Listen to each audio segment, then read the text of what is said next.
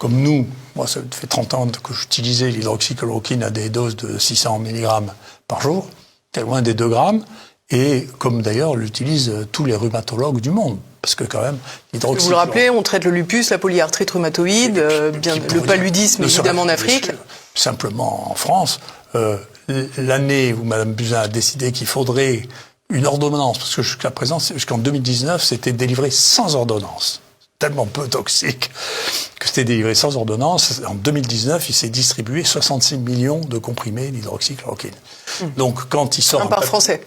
Voilà, un par Français. Donc, quand, brutalement, dans le Lancet, dont le mécano n'a toujours pas été élucidé, on dit qu'il y en a 10% qui prennent ça, qui meurent. Pour croire à un truc comme ça, il faut ne pas savoir du tout ce que c'est. Alors, Véran, qui ne le sache pas, je ne sais pas trop, peut-être qu'il n'a même pas appris sur les bords de la faculté ce que c'était l'hydroxychloroquine, mais que le président de l'OMS, qui est un Éthiopien qui a passé sa vie à bouffer de la chloroquine, valide que le fameux Tedros. Ça tue, que ça c'est spectaculaire. Toujours est-il que Braun, lui, ne pouvait pas ne pas savoir si sa thèse, nous, on a ressorti sa thèse qui avait disparu, on l'a publiée online. D'accord ?